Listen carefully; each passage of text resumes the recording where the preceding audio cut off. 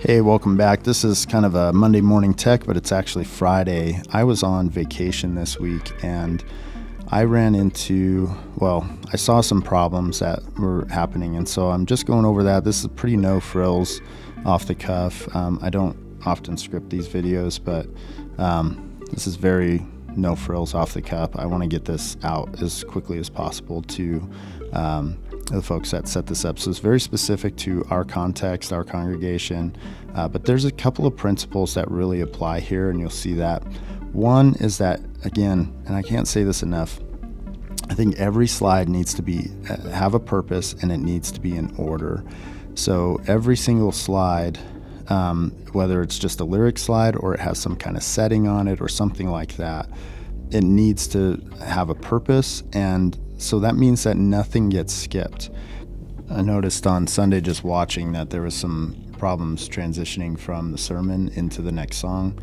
The stream was trying to display this blue background, this watery background, with the sermon look. So somebody just didn't hit this macro, and again here, this doesn't need to be here. You would change it in this closing set, and there's a couple different things we could have done there, but this right here needed to be hit. I think that was pretty clear from what I was seeing on the screen. I couldn't see really what was on the LED wall in the video, but so every slide has intention and every slide needs to be hit.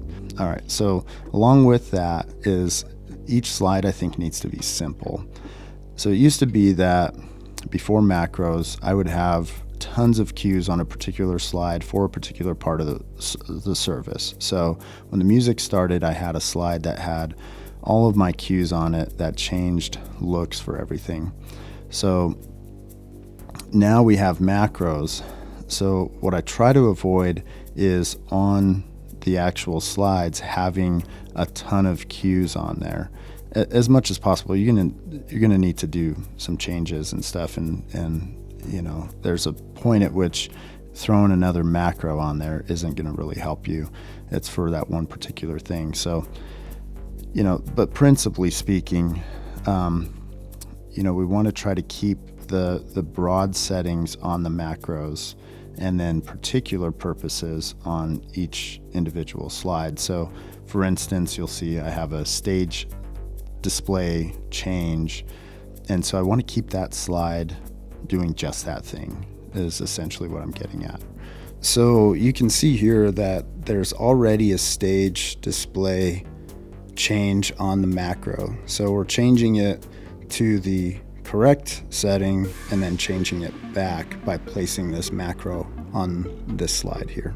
So you have a macro cue here. So the problem is with this particular song, the stage layout is actually supposed to be a little bit different because it's in the notes. The chords are in the notes, and so you get this kind of funky layout where you have all the lyrics and chords in those notes. So that's not how it was intended to be used. There's also a calendar item that will trigger this macro anyway. So the intent was that this changes the stage display. So if we remove this macro and we hit that, now the stage display is correct. So that's how it should have looked on Sunday.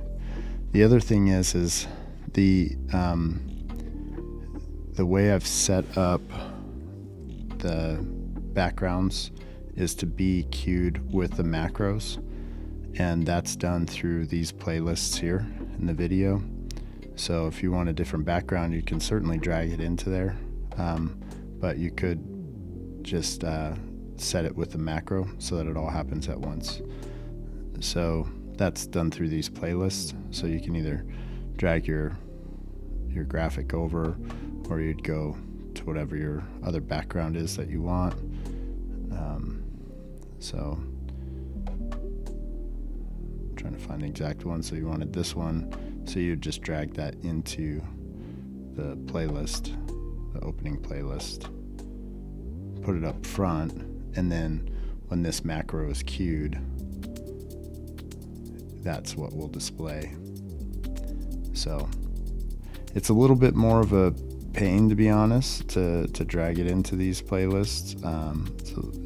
But I think in the end it's going to be a little bit easier. So, again, every slide has a purpose.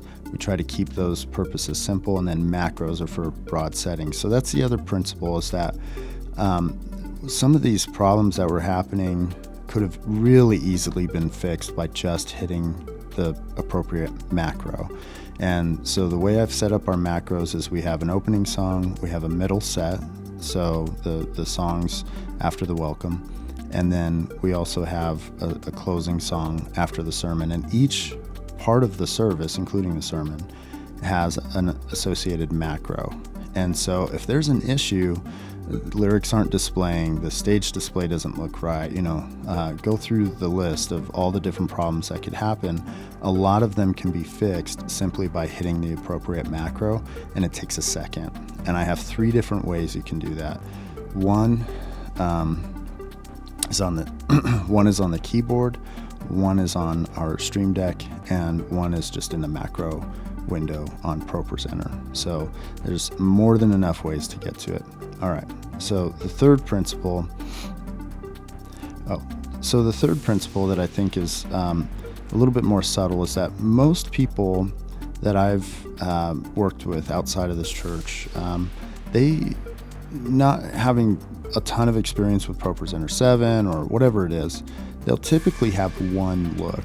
And what that means is that they have to tailor all of their content to that particular look. And most of the time that's not an issue, really. Genuinely, it's not an issue. They don't have, multiple screens and things that they're dealing with, the kinds of things that we do.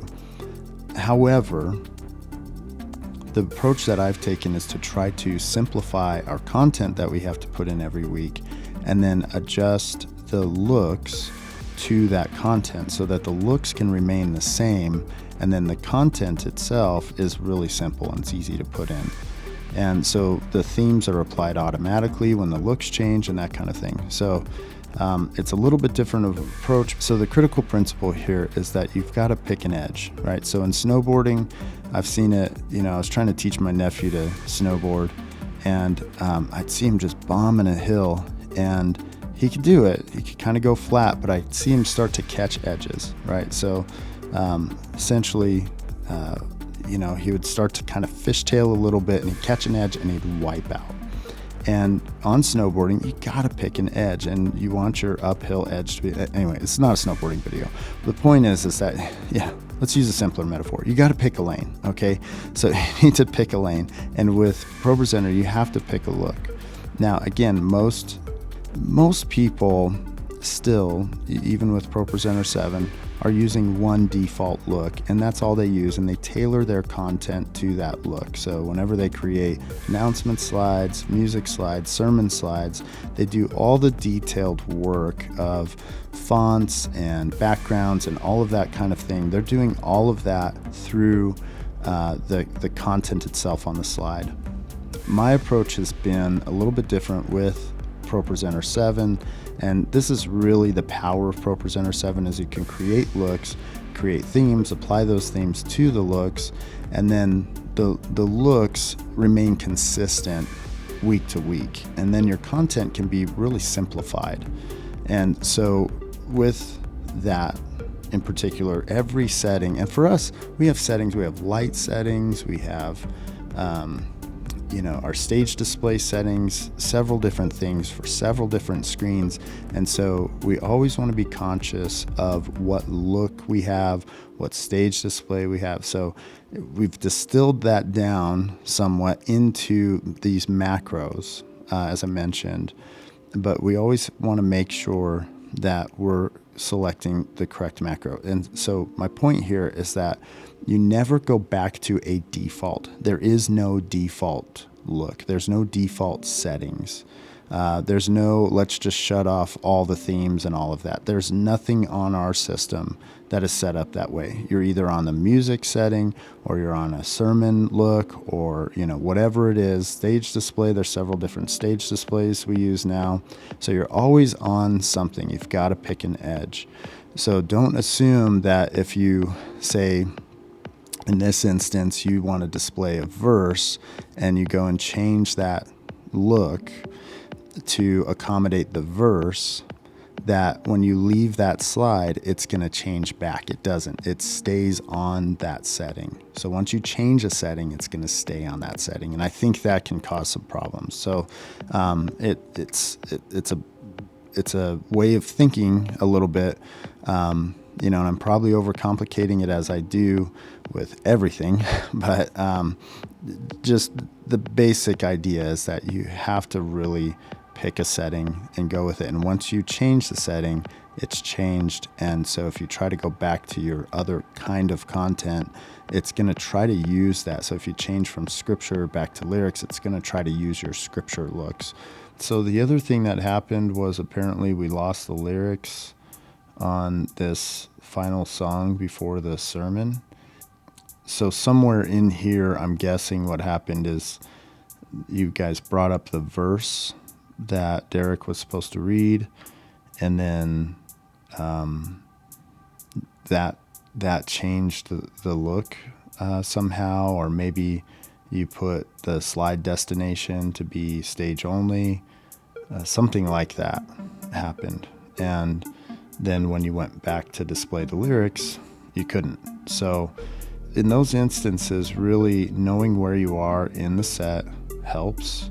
First song, middle four, and then closing song or sermon. And that's the four basic components. There's some other places. But if there's an issue, their first instinct should be reaching for those macros. It's on the Stream Deck. It's down here. There's keyboard shortcuts. There's like multiple ways. So to fix that, all they would have really had to do is press the number 2. And this is actually another reason why I like having the backgrounds in the macros, because when you hit this macro, that assigned background is going to display. So whatever that assigned background is going to display. So if you're in the middle of that middle set and something goes awry, then you don't have to re-cue your background along with everything else. All you need to do is hit your macro and it would fix it. Come over here and hit this, and it should just basically put everything to the correct settings. Now, that's assuming that everything was working properly. And granted, there are some times when there's glitches or something's going on with communication, but assuming everything is working properly, which it seemed to have been working, so there's no reason why it would have just suddenly stopped. It seems to me like a setting changed. Something happened with that scripture reading, and so that's where, to me, I go, okay, I need to put a system in place for that. So really what you would do is you would create a new presentation for that. So essentially another whole set like this. So these songs are in your library. So you would go into like verses and add a new presentation in verses, and it would be, Psalm, whatever it is, Psalm, 150, let's say. And, you'd go in and you would apply a theme, and then the settings would have to be adjusted for that so that it was correct on the stage display, correct on the LED wall, correct on the side TVs, and so on. And, whether or not you want it displayed or not on those things, to get the settings correct, you want to create a separate presentation and then add your action. So you'd change your stage, you would change your audience look to match what you're trying to display. And then in order to change it back, you would add a new slide and you would do the same thing. You'd add an action and you go in here and you'd probably just actually grab your macro and throw it onto that slide, and then that would change it back. Then this would be added into your playlist here wherever you wanted that. So I'm guessing that's what happened, but that would be the way to build it so that you don't have problems with your settings, with your looks and all of that kind of thing. So yeah, I really appreciate you watching this, and thank you so much for everything that you do. I know that especially for the people I'm really making this video for, you're volunteers, you're busy, you're professionals, and you do this because you love it. I love it too. I really enjoy what I do, and this is something I enjoy probably even more than the actual setting up ProPresenter. I like building people up and training them for this kind of stuff. So thanks again for watching, and we will see you in the next one. All right, thanks.